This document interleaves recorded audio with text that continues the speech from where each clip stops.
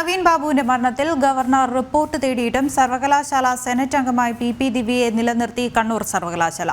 സർവകലാശാല സെനറ്റ് ലിസ്റ്റിൽ നിന്നും ഇപ്പോഴും നീക്കം ചെയ്യാതെ അധികൃതർ. ഇടത് രാഷ്ട്രീയ സ്വാധീനമാണ് സ്ഥാനം മാറ്റാത്തതിന് പിന്നിലെന്നും ആക്ഷേപം. കണ്ണൂർ എ.ഡി.എം നവീൻ ബാബുവിന്റെ മരണവുമായി ബന്ധപ്പെട്ട കേസിൽ പ്രതി ചേർക്കപ്പെട്ടതോടെ ജില്ലാ പഞ്ചായത്ത് പ്രസിഡന്റ് സ്ഥാനം രാജിവെച്ച പി ദിവ്യ കണ്ണൂർ സർവകലാശാല സെനറ്റ് അംഗത്വം ഒഴിയേണ്ടതാണ്. എന്നാൽ പി ദിവ്യയുടെ പേര് കണ്ണൂർ സർവകലാശാല സെനറ്റ് ലിസ്റ്റിൽ നിന്നും ഇപ്പോഴും നീക്കം ചെയ്യാതെ അധികൃതർ കെടുകാര്യസ്ഥത തുടരുകയാണ്. ഇതിനെതിരെ ആക്ഷേപവും വിമർശനവും ശക്തമാകുന്നുമുണ്ട്.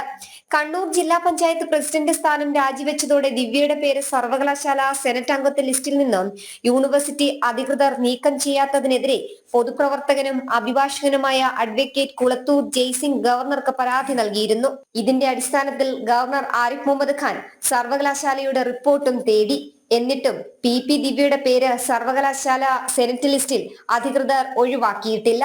ഇതിനെതിരെയാണ് ഇപ്പോൾ പുതിയ ആക്ഷേപം ഉണ്ടായിരിക്കുന്നത്. പുതിയ ജില്ലാ പഞ്ചായത്ത് പ്രസിഡന്റ് വന്നിട്ടും പ്രതിസ്ഥാനത്ത് തുടരുന്ന പി ദിവ്യ രാഷ്ട്രീയ ബലത്തിൽ സ്ഥാനത്ത് തുടരുകയാണ്. ആരോപണത്തിന് പിന്നാലെ സ്വമേധയോ നിർബന്ധിതമായോ ഒഴിവാക്കേണ്ട നിർണായക ചുമതലയിലാണ് പി ദിവ്യ ഇപ്പോഴും തുടരുന്നത്. ജനം, തിരുവനന്തപുരം.